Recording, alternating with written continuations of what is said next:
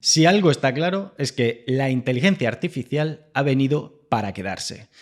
El tema está en que no sabemos hasta qué punto podemos confiar en ella, ni qué pasará cuando en marzo, en marzo de este mismo año 2023, le abran el acceso a todo Internet. Quédate un ratico porque vamos a hablar de esto y de las ventajas y desventajas que va a tener su irrupción en el mundo. ¡Comenzamos!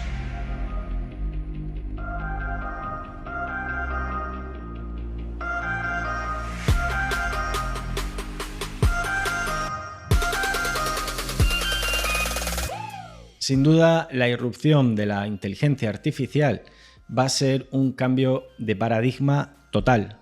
O sea, va a haber un cambio sociológico, un cambio político, un cambio tecnológico y todo eso se va a traducir en un cambio tecnológico.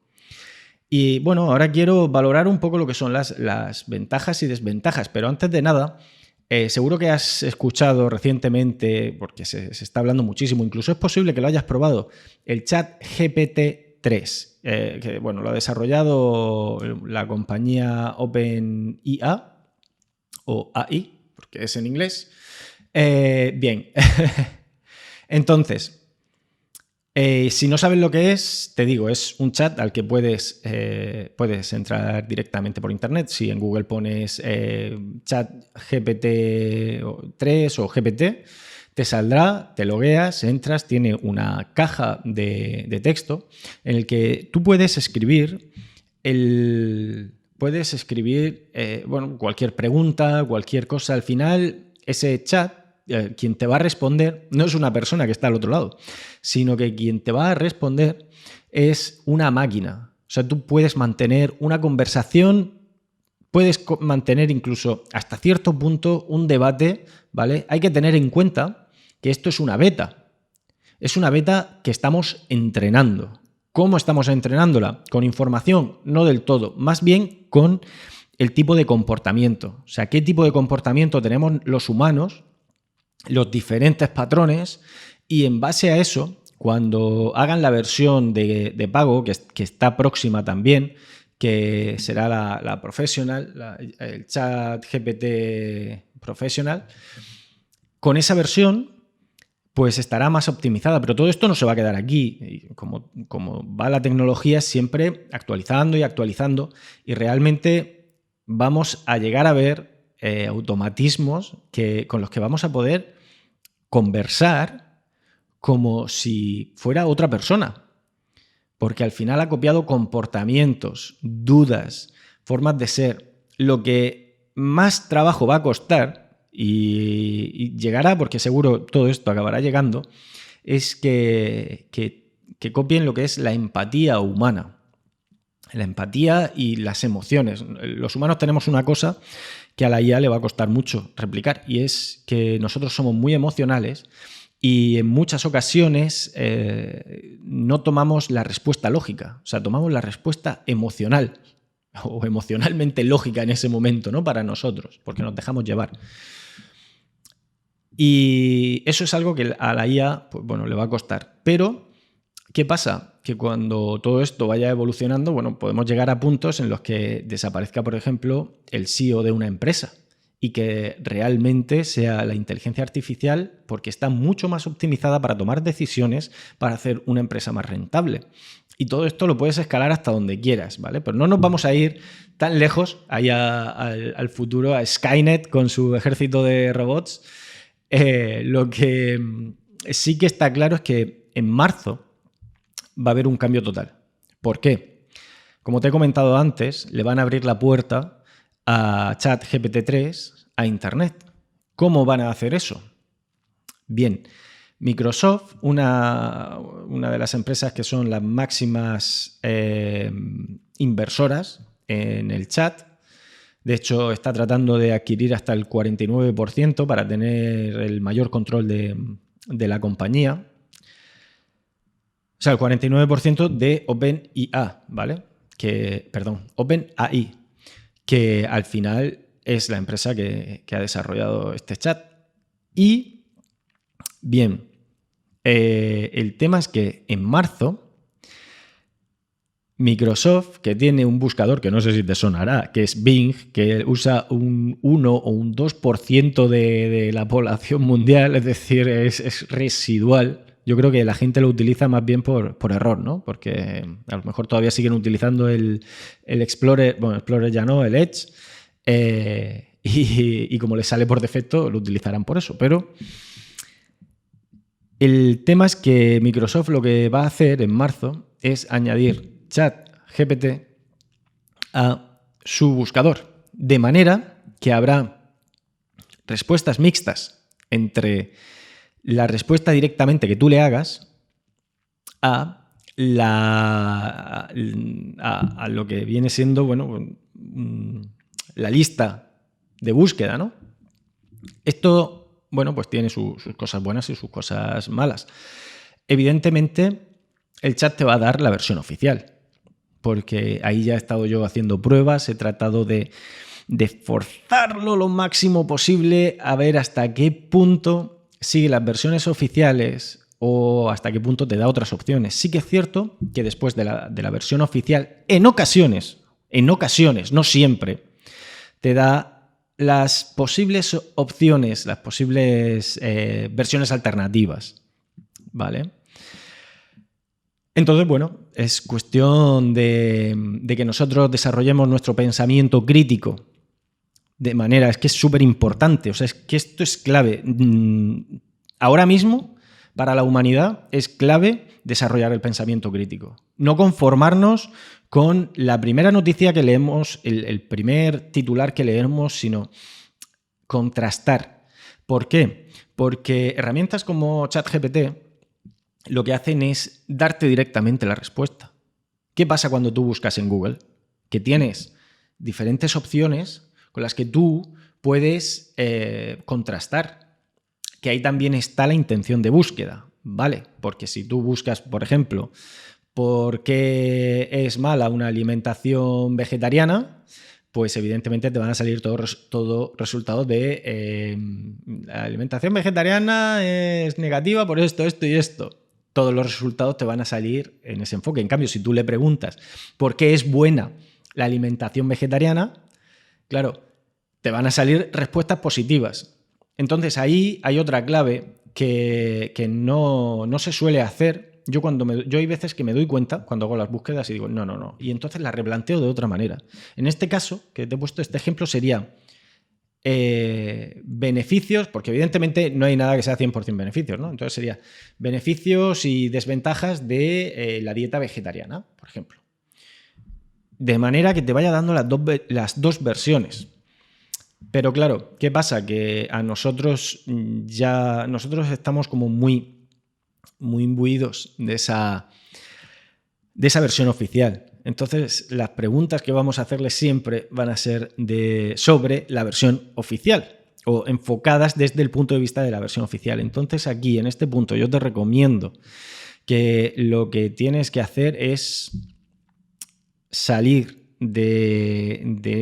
cuando vayas a hacer una búsqueda, salir de esa caja y verlo desde fuera y decir, a ver, voy a hacer la pregunta de la manera más neutra posible. Y te lo recomiendo tanto para las búsquedas en Google como para ChatGPT, ¿vale? Y bueno, no hay que olvidar que esto del chat es una versión de prueba y se va a ir desarrollando y vamos a ver muchas cosas sorprendentes en los próximos meses. Volviendo al tema de por qué marzo es tan clave, es la fecha límite para un cambio total de paradigma, ¿vale? Y es que cuando Microsoft incluya este potente chat, esta potente herramienta en su buscador Bing, ¿qué va a hacer Google? Google lleva muchísimo tiempo desarrollando una inteligencia artificial, pero ahora tiene el contador, porque esta noticia ha saltado hace muy pocos días. Entonces, ¿qué va a hacer Google? Y luego todo esto es que lo va a cambiar todo. Entonces, bueno, vamos a hablar de como todo esto va a ir evolucionando. Ahora mismo, a día de hoy, voy a hablar de las ventajas y desventajas de esta irrupción de la inteligencia artificial y cómo nos tenemos que preparar para afrontarlo. La principal desventaja es la pérdida de empleos. Es lo que está preocupando a muchas personas, está preocupando a mucha gente. Y es que es cierto que para gente, por ejemplo, para redactores, porque tú, por ejemplo, ChatGPT, tú puedes darle un texto y decir, resume este texto de, no sé, de las palabras que sea, ¿no? Un texto largo, le dices, resúmemelo en 10 puntos y te lo puedes resumir. Puedes decirle, redáctamelo, pero con la misma extensión de palabras, pero que sea en un tono divertido, que sea en un tono triste, que sea en un tono institucional. O sea, es una herramienta súper potente que puedes utilizar de manera que te quitas gente en esa cadena de trabajo. Claro, evidentemente, si te quitas gente, pues te quitas, quitas trabajo, quitas empleados. Pero es que todo esto desde mi punto de vista, se está enfocando muy mal, porque lo que hay que hacer no es echarle la culpa a la tecnología que avanza, lo que hay que hacer es adaptarse. O sea, cuando en Londres llegaron las primeras máquinas y empezaron a sacar gente de las fábricas, y la gente, eso fue la primera revolución industrial, la gente no lo conocía con ese nombre. La gente lo que hacía era echarle la culpa de que se estaban quedando sin trabajo. Y es cierto, pero es que a todo eso lo que hay que hacer es recolocar a toda esa gente, pero recolocarla de manera que con las aptitudes y las actitudes de cada uno se pueda encontrar un hueco en esa nueva cadena. O sea, es que esto es un cambio total. O sea, es que hay que entenderlo así. No se puede echar directamente la culpa, no podemos estar legislando para limitar la tecnología, porque el avance va en esa dirección. Cuando empezaron a popularizarse los coches, había un trabajo de una persona que era el red flag, ¿vale? La bandera roja. Y era una persona que iba delante del coche con una bandera roja marcándole la velocidad. O sea, iba a la velocidad que el de la bandera roja andaba. O sea, era ridículo. Pero, ¿por qué se hizo eso? Pues se hizo porque, claro, había que limitar de alguna manera la tecnología del coche porque iban a dejar fuera a los carruajes de caballos y a la gente pues, que estaba dentro de esa industria. Y eso lo único que hizo fue retrasar algo imparable. A día de hoy tenemos los vehículos que, bueno, cada uno no tiene un vehículo, pero digamos que son muy accesibles y están por todo el mundo. Y casi el que no tiene un vehículo, pues en la mayoría de los casos, salvando evidentemente excepciones, es porque no quiere, porque prefiere otro método para desplazarse, le viene mejor. Entonces, no podemos quedarnos en esa desventaja como algo malo, como algo de nos van a quitar el trabajo y ahora ¿qué vamos a hacer? Bueno, sí que es cierto que la automatización está avanzando y va a avanzar a una velocidad brutal a partir de ahora. O sea, muy pronto vamos a ver ya, de hecho creo que ya hay ciudades en las que el coche automático se puede desplazar libremente. De hecho, parece ser que España es un lugar idóneo para poner en marcha los coches automáticos. ¿Por qué? Porque hubo un documento que ya os buscaré cuál fue, donde no se firmó, algo así, ¿no? De que nuestros legisladores de la época no firmaron dicho documento en el que se decía que todo vehículo debía de estar pilotado por una persona.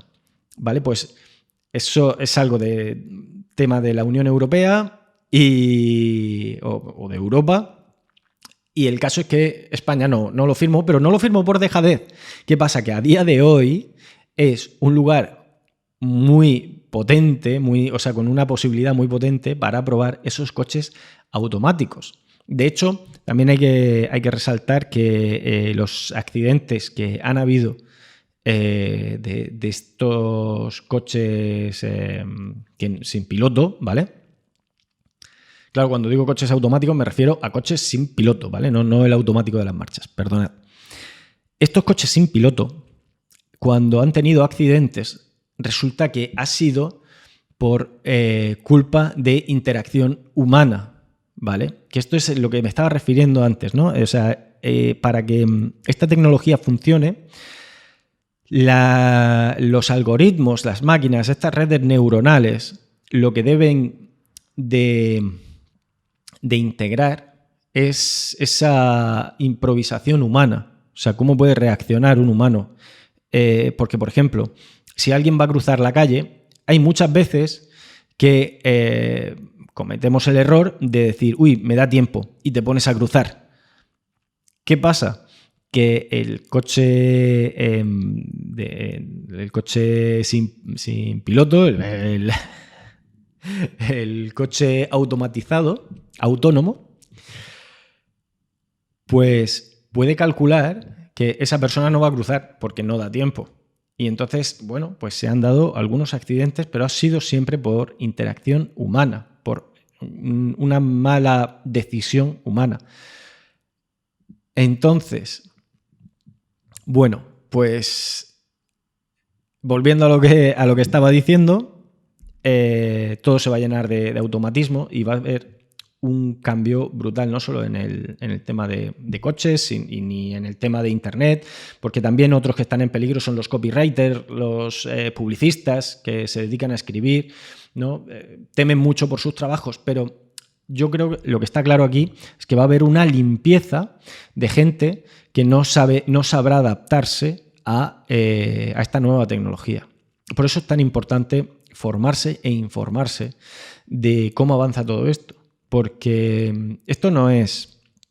que muchas veces cometemos este fallo. Y es que pensamos no me voy a meter todavía en esto, en esto nuevo que está saliendo, porque todavía le queda mucho que avanzar. Y es cierto, pero es que nunca va a haber un momento de decir, ya está todo estable, ahora sí me puedo meter. Eso ocurre, pero no nos damos cuenta. Entonces, el mejor momento para por lo menos empezar a conocer, no digo que ahora te pongas a estudiar informática ni nada de esto para hacer inteligencias artificiales ni nada de eso, pero sí que ver de qué manera se va a adaptar si tienes un trabajo y te gusta y quieres mantenerlo. Es necesario ver cómo se va a adaptar, cómo va a irrumpir en tu sector esta inteligencia artificial y analizar qué valor añadido como humano le puedes dar. Porque está claro que siempre habrá un valor añadido. O sea, la inteligencia artificial sin nuestra creatividad a día de hoy no funciona. Porque tú puedes pedirle un texto, pero ese texto tienes que revisarlo y tendrás que añadirle tu punto. Hay mucha gente que ahora mismo está haciendo vídeos en YouTube usando únicamente la inteligencia artificial, pero es que esos vídeos son una mierda.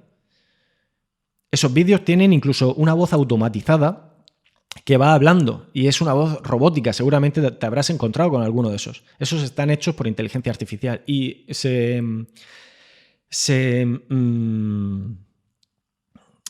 reconocen principalmente porque no dan la cara, porque esa gente pues, no habla directamente a cámara. Y lo que también se está viendo ahora son influencers virtuales, que esto ya comenzó con una influencer digital japonesa, súper famosa, no recuerdo el nombre, bueno, más bien sería el apellido, el nombre era Miku, que seguro que es posible que la hayas visto porque se ha hecho un montón de merchandising y llevan ya muchísimos años haciéndolo. Es una cantante, cantante e influencer, ha dado conciertos. Es brutal. Búscalo, dejaré un enlace en la descripción para que veáis quién es Miku y el fenómeno de Miku, hasta dónde ha llegado, porque es realmente asombroso. Y eso ahora es cuando se empieza a exportar al resto del mundo. ¿Vale? Entonces, sí que es cierto que vamos un poco con retraso en ese sentido, ¿no? Creo que está bien mirar a Japón a la hora de reconocer hacia dónde puede ir el futuro. No necesariamente, porque los japoneses son muy suyos y hay ciertas cosas que no varían, como por ejemplo el diseño de páginas web, que es horrible. Pero sí que es cierto que echando una mirada hacia el futuro, Japón siempre ha sido una buena referencia, y aunque ahora no lo sea tanto como quizá en los años 80 y 90,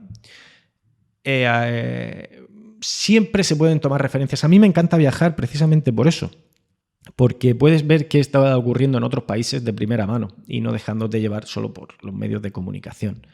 Y como ya comentaba antes, otra de las desventajas es claramente pues, que las respuestas están sesgadas y están limitadas a una versión oficial. Yo he forzado ChatGPT todo lo que he podido para tratar de que me diera respuestas políticamente incorrectas, y no me ha sido posible. Siempre se ha ceñido a lo correcto, lo cual, esto es peligroso, porque aunque a día de hoy lo que esté diciendo se vea bien, en unos casos mejor que en otros, pero hay veces que se me ha negado a dar respuestas de ciertos temas controversiales como para no mojarse. Pero es que el día que esto cambie, el día que esto se popularice y sea abierto, pues quizá que no esté en manos de empresas privadas, no sé si sabéis por dónde voy, cualquier respuesta que tú, o sea, cualquier pregunta que tú le hagas va a responderte lo que tiene que ser, o sea, oficialmente. No lo que sea, no lo que pasó en la realidad, no otras opciones, sino lo que es oficialmente. Y esto me recuerda mucho a la novela de Wells, 1984, la cual recomiendo muchísimo leer porque es acojonantemente similar a lo que estamos viviendo a día de hoy, ¿vale? Y bueno, pues vamos a continuar y ahora, bueno, vamos a hablar de las ventajas, ¿no? Porque no todo está perdido, ¿vale? Entonces, una de las principales ventajas, que esta a mí me gusta mucho, y es que vamos a tener mucho más tiempo para nosotros, mucho más tiempo para dedicarnos a nosotros, para desarrollarnos como personas, porque habrá máquinas que estén haciendo el trabajo. No sabemos exactamente cómo se distribuirán, si cada uno tendrá una máquina y la mandará a trabajar, si se trabajará desde el metaverso, o eso es algo que aún no sabemos, ¿vale? Pero lo que sí que está claro es que vamos a tener mucho más tiempo para nosotros. Y esto conlleva a que podamos desarrollarnos a un nivel personal mucho más alto, podamos dedicarle más tiempo a la creatividad y podamos dedicarle pues, mucho más tiempo a trabajarnos a nosotros mismos, a ser,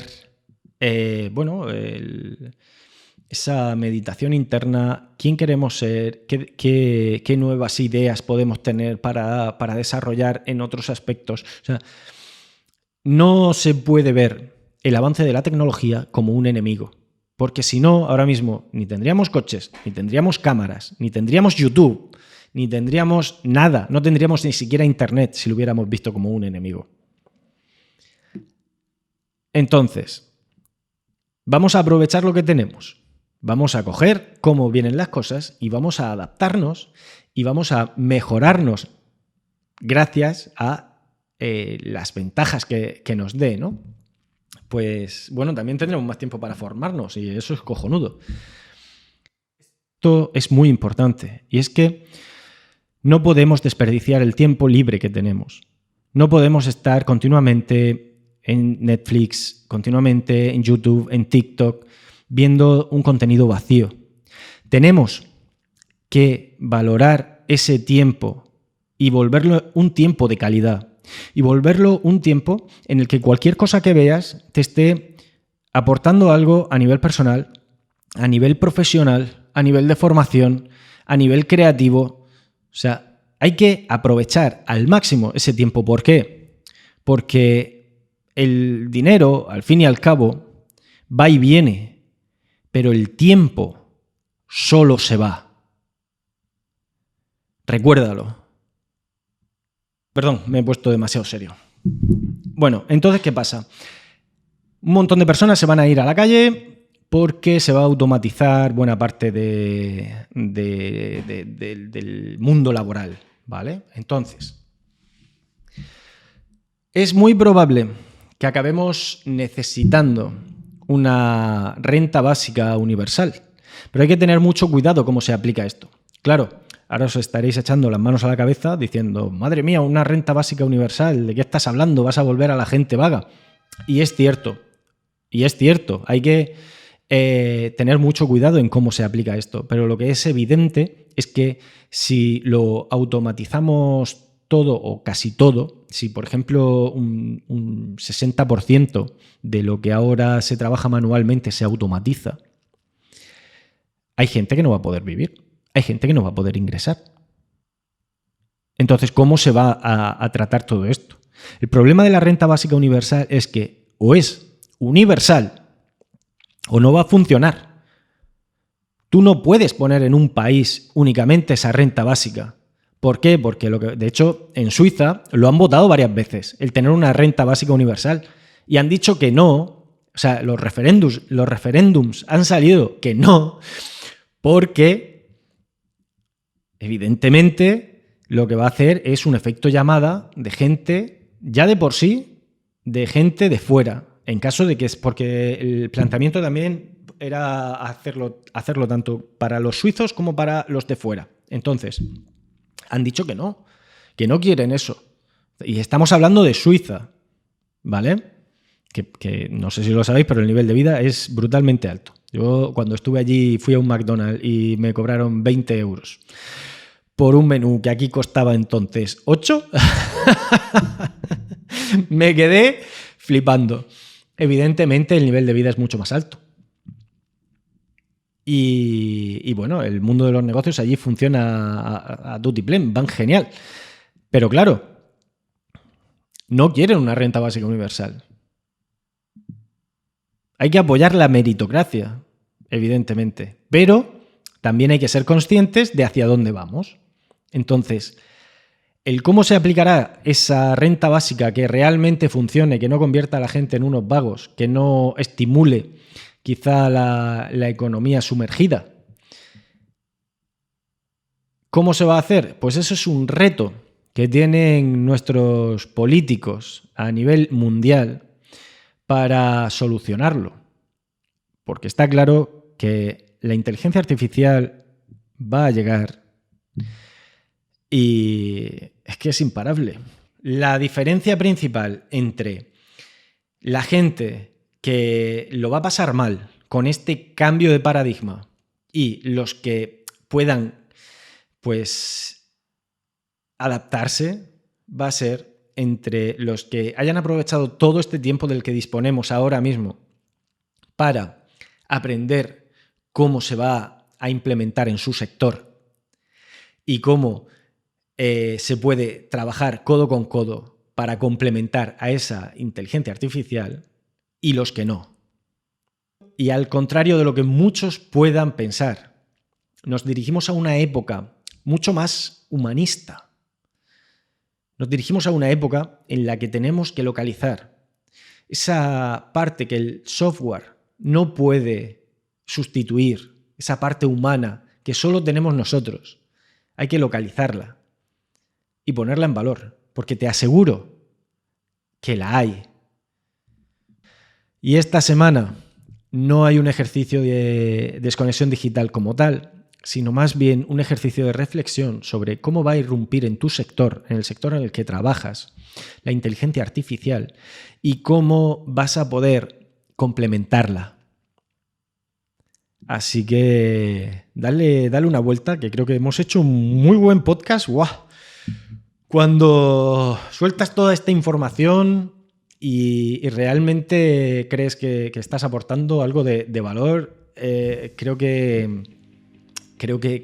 bueno, yo me siento muy bien, ¿no? Entonces, si realmente esto te ha aportado, por favor, deja un like, deja un comentario, házmelo saber. Si hay temas que te gustaría que explorara, Déjamelo también en los comentarios y nada, ya sabes que aquí hasta la próxima semana estaremos.